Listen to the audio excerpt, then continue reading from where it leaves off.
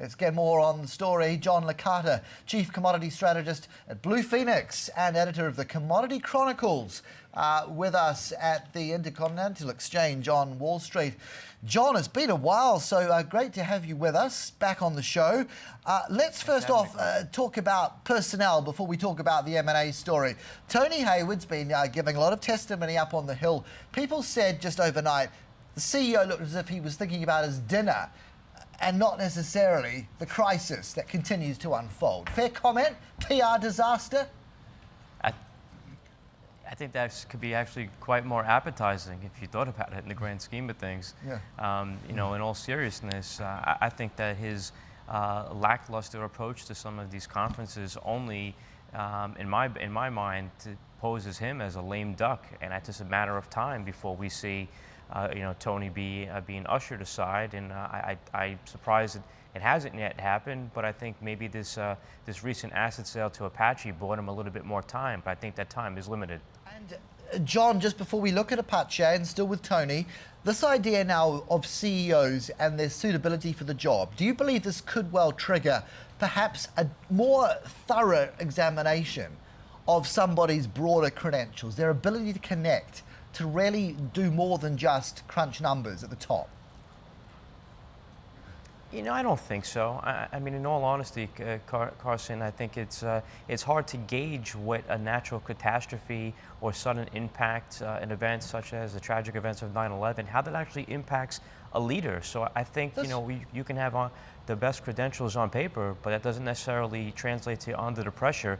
And I really think that's a hard thing for many corporate executives. That's very interesting, because is it not like a pilot? You can put them in one of these simulators. You can crash the jumbo, as it were, and see whether they break out into a sweat or sit there happy as Larry. These are humans. I mean, these are not the Stepford wives in terms of the corporate America policy, or the corporate world for that matter. I think that you can test all you want. When it comes down to real life scenarios, I think it's very hard to put yourself in somebody's shoes.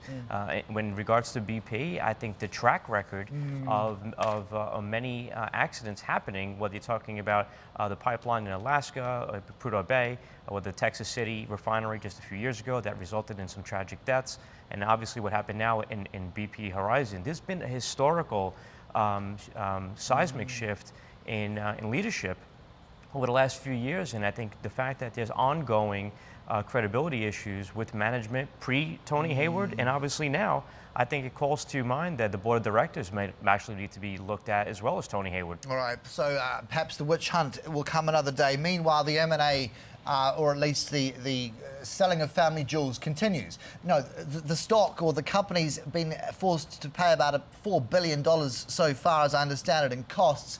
Now they're offloading not just assets in Prudhoe Bay, but it looks like Vietnam and Pakistan. Things are going there too. How important is the sale to Apache? Well, from Apache's perspective, I think it's extremely important, and I think they actually got a fair price. Some of those assets, I think, are quite strategic, especially when you look at Egypt.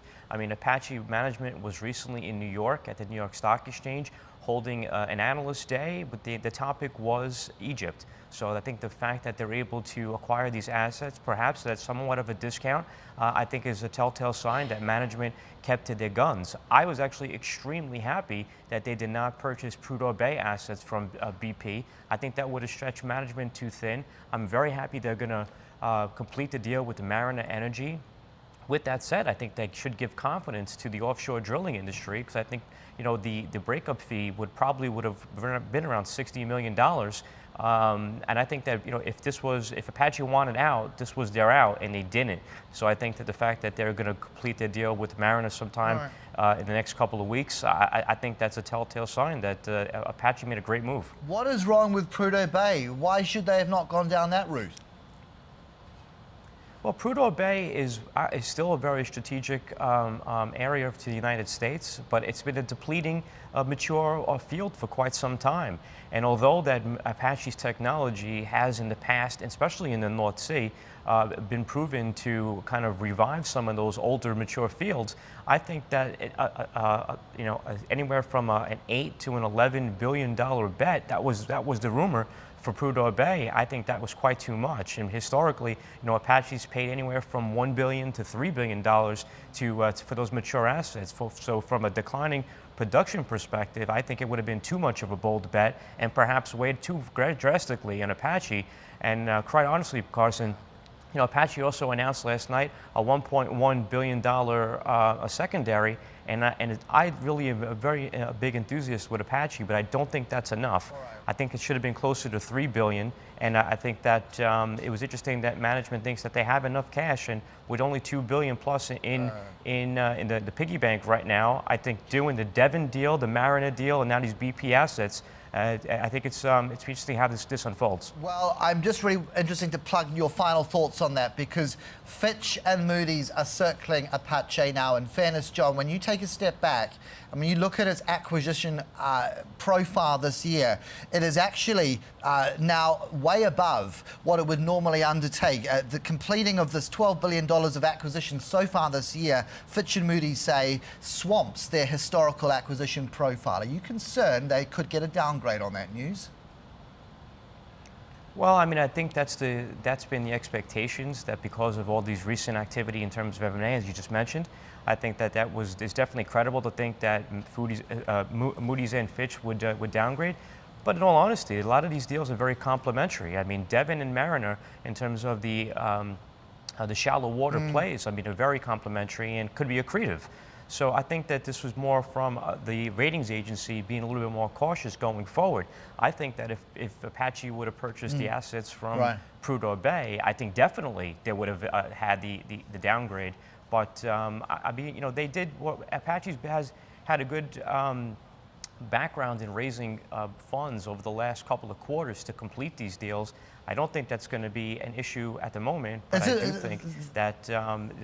Well, it's interesting on that very basis. I was just going to go. I'm sorry. I was just going to say the last point to that was that this recent deal with BP, management from Apache has said that it's going to take at least 12 months for this deal to be neutral for EPS. So that's the reason why I actually thought they should have raised more money. Well, it's very interesting because Moody's was just saying in its note about those acquisitions, namely the properties in Texas, Western Canada and Egypt, that there's been a high price paid relative to the low production proportion and production reserves and the need to fund development of some of those reserves. I guess it's saying it's skeptical, John, about that. You know what? They're a rating agency, and that's their job to be skeptical. And I think it's my job as an analyst to be, somewhat of a strategist / futurist. Yeah. And looking at Egypt, I think that asset play, in my mind, is going to be quite substantial. And I think that Apache being the #1 North American investor in Egypt, I think that they're well on their way to helping Egypt becoming the real jewel of the Nile, so to speak. And I think that the shale assets in Texas are very interesting as well. And if natural gas prices rebound, like I think they will by year end, I think that this is going to look like a really good windfall for Apache shareholders. John, it's going to be an interesting one that plays out. And thanks indeed for your insights. Value it. Thanks, Carson.